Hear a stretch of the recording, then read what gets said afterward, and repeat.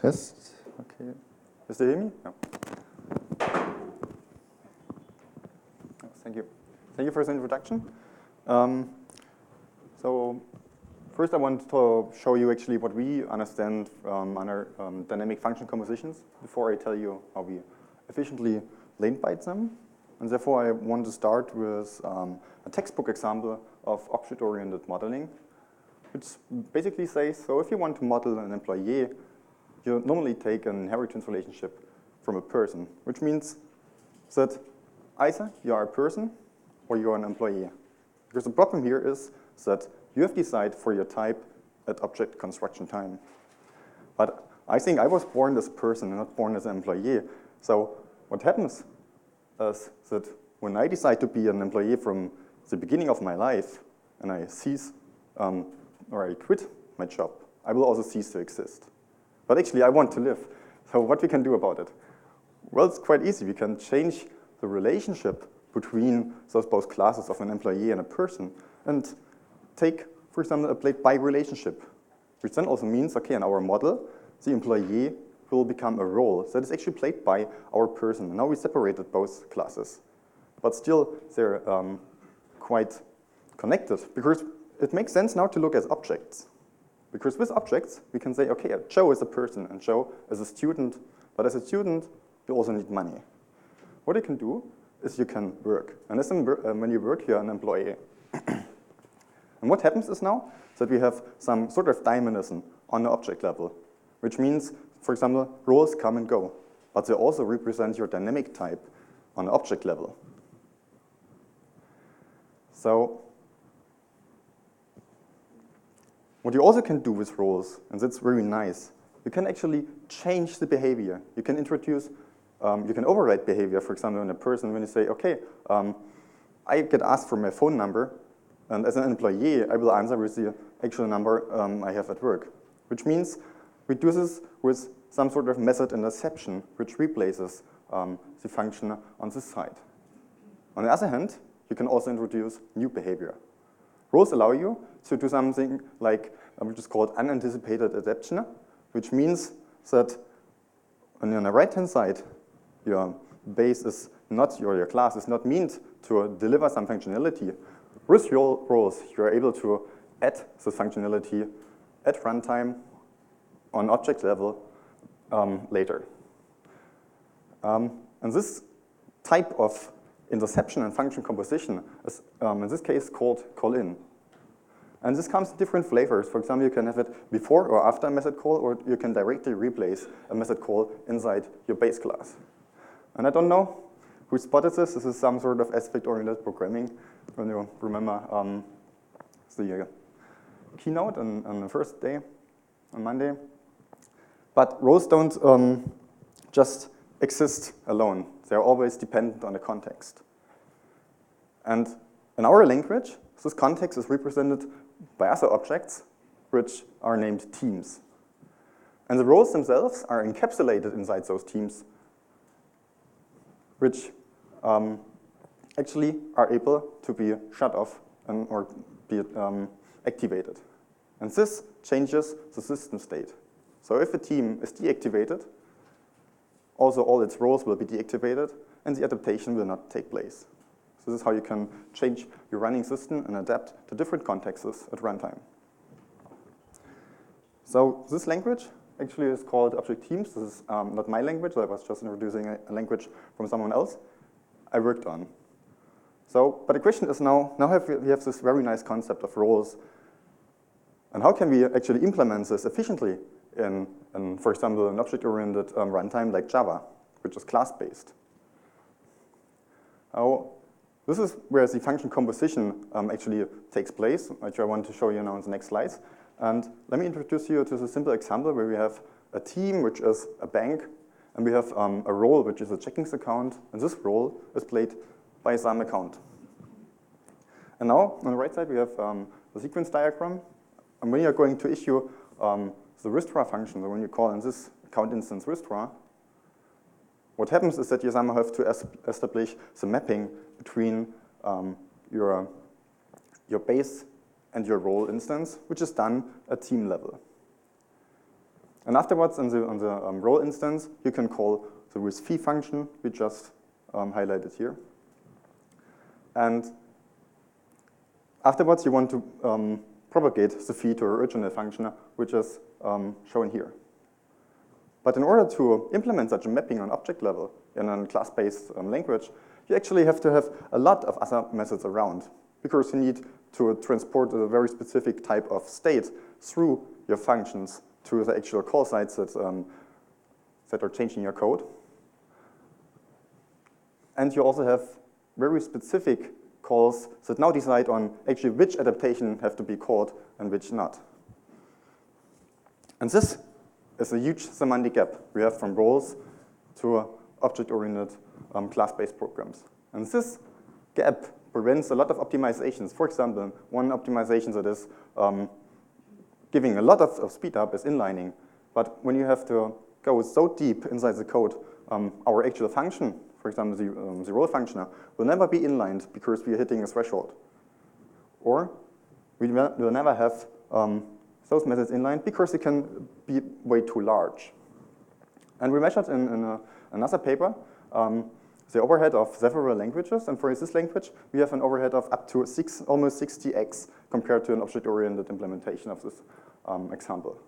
And one problem is the base role mappings that's done on object level inside the language. But another problem, which is much severe, is this type of rename control flow dispatch. So how does it look like in a very abstract way of code? Our object teams has two compilers, where the first compiler is looking at, this is normally inside the team, it's looking at the teams and it's looking at the roles. And here we see a call-in with fee, I just showed you in the model, which just delegates to its base instance. Or if there are other teams available that also have a replacement on this function or some other call-in, those will be called before. And then we have this definition of our with_fee, which actually replaces withdraw. What the compiler does, it translates it into Java bytecode. I made some, so it's roughly looking like this. So we never will have really Java code. And it takes it gives unique IDs to those call-ins, and will, for example, generate switch statements, which takes those IDs to actually drive the dispatch at runtime. And also, you will have like a very huge argument list, which takes all the runtime state from your call site where you first started to call through the whole code that's going to be executed. And then you have a second compiler, which takes all the base classes at runtime or at load time and changes the actual role-playing methods to point to the framework.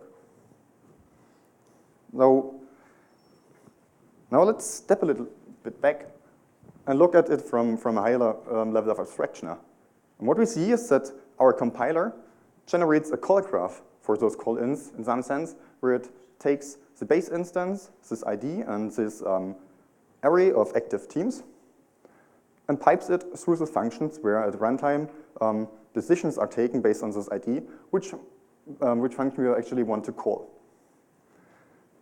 So what we can do about it? Well, we can compile this graph at a later stage into an efficient representation by leveraging the runtime data and metadata we actually have available. So we can do something like partial evaluation of this call graph and pipe and look where this ID is used, and then that could eliminate those parts that we do not need. So the resulting graph will be much simpler and doesn't have all those options anymore. So this is one thing we try to achieve. But now think of the call-in I just showed you. It has this little base call inside here, but there could also be a lot of code around it. What does it mean is we have to know at a later stage in time, have to look again into our team array and have to do something like a second lookup. And what we can do here is, okay, in the case there is no team available anymore, we can directly go to the base instance. Otherwise, we would do something like this again for the other roles in other teams. Sorry. The question is, okay, we are in Java, and we are actually in a stage of executing Java code. And all things I showed you are like runtime state dependent. So how can we come to an efficient compilation of such a dispatch plan? And one answer is, for example, to use method handlers and invoke dynamic, which are nothing new. They're around since 2009 and 2010. And method handlers you can think of a pointer to a function, which is actually typed an executable. And you have a public API that is very straightforward, but not so easy to use, which consists of the method handler. You have types. So method handlers are really typed and type checked by the JVM. And you have something I call a method handle factory, which is actually an implementation of the class is called differently, which allows you to issue combinators, which takes method handlers and combines them in various ways. And the result is also a method handle. And the result, what you get, is a tree of method handlers that points to other method handlers. And the leaves of the tree are actual functions that you can call. And the JVM knows how to treat those method handlers that come out of those combinators, and has a walker that can traverse the tree, and it also has a compiler that can emit Java bytecode. Second thing you need is invoke dynamic, which is a Java invocation bytecode, which somehow is a relinkable call side. Because normally at an invocation side, you have to tell, OK, I want to execute this function on this class type. With invoke dynamic, you can just say, OK, I want to execute a function that has this that might have this signature, and I just request instances of those classes at the call side, like on the stack, and then I forward this call to the method handle I got. And now the JVM can aggressively inline this tree of method handle it just got. And one thing I just told you about actually the signatures at the call side is something that's called signature polymorphic. And this is something we can use in our case. So let's think about, OK, on top we have the functions that we just called, which has the signature of account, and it has a money type, which is the first argument, and it returns nothing. And what we want to call is a totally different class with a totally different name. The first argument is a checkings account, but we still have, in this case, money as an argument. On the right side, you see like pseudocode that's going to be generated. What we have on our stack is like we have our account and we have our money instance, and we have our runtime, so not on the stack, the active teams that are currently active. What you can do is, or what we want to do is actually to issue this lift function that I showed you earlier that is implemented inside those teams. It's very nice because we can just take the account and map it to here. But we have one problem. When you look into the Java version, it may be easier to read. We need to have a bank instance we can actually call. But this is not on the stack. So here's our trick that you can have a combinator which actually binds an instance from the heap to this method handler and returns the method handler with a string signature. So this bank instance is now put somewhere else by the JVM and taking a counter.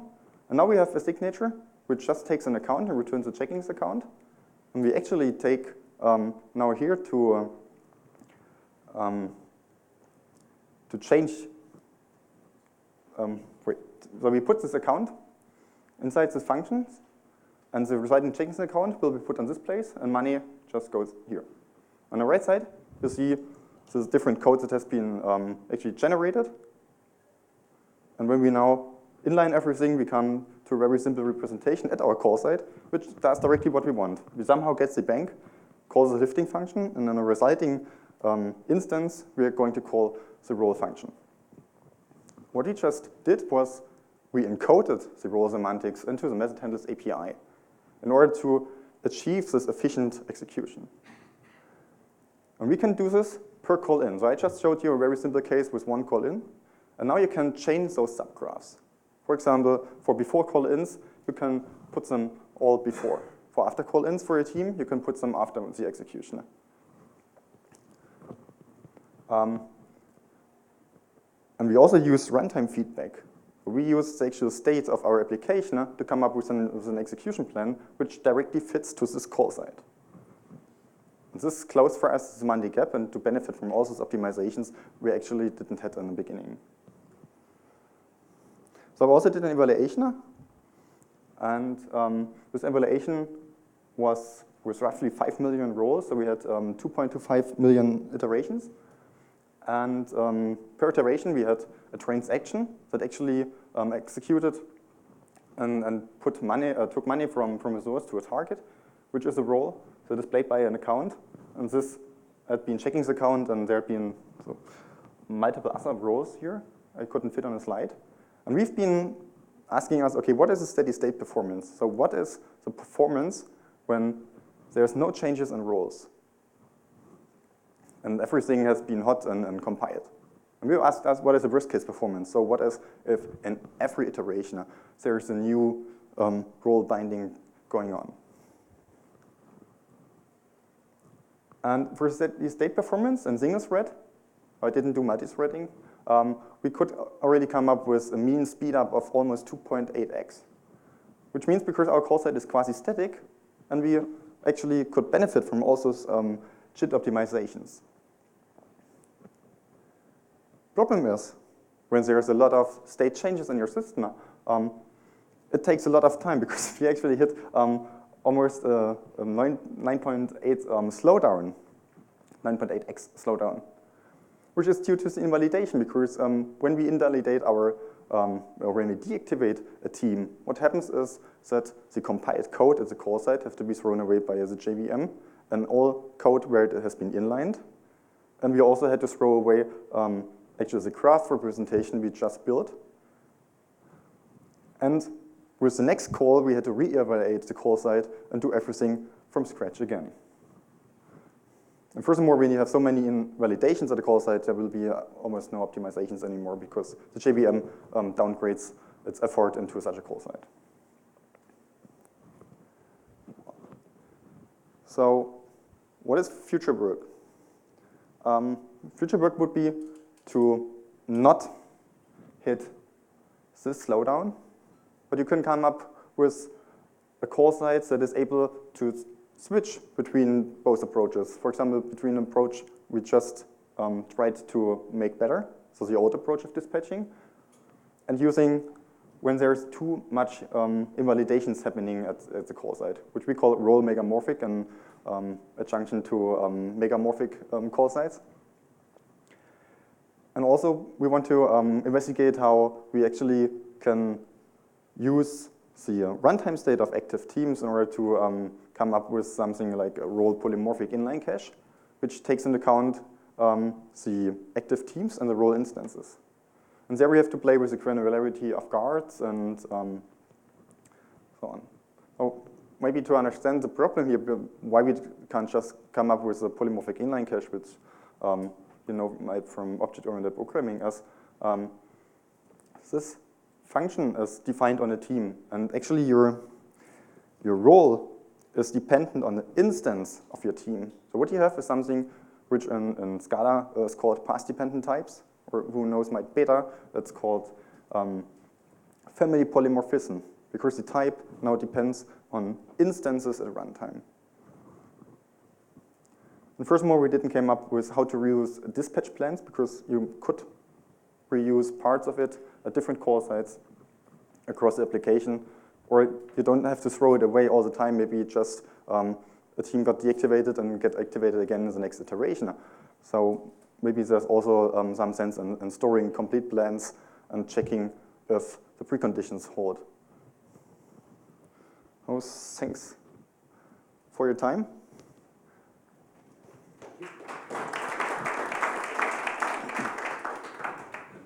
Lots of time for questions. Yeah. I was wondering, how about the relationship between roles in general and prototype-based inheritance? And a related question is also, let's say you would try to target JavaScript, and there you have prototypes, for example. Have you thought about, could that help with the different implementation? So roles don't stand alone. The roles is in a big community with, oh, this is very loud, with context-oriented programming also. And in this domain, they write the target JavaScript and had runtime compilation at call sites. And actually, the problem with roles is for an efficient compilation, I still didn't discover how you can lift this role playing on a type level. Because when you look back in literature, like when you start with the 90s, there are some research languages for roles that has been using not JavaScript back then, but for example, self. But they didn't have context, they just had roles, so it was a very easy mapping for objects to acquire these methods. But having these rich notions of teams, and there's also a dependency between like being high in the area of a teams has a different semantics as being low in the area because the execution changes. I didn't find mapping yet. So I actually want to lift this in a type system, so we can maybe leverage this at a call site directly.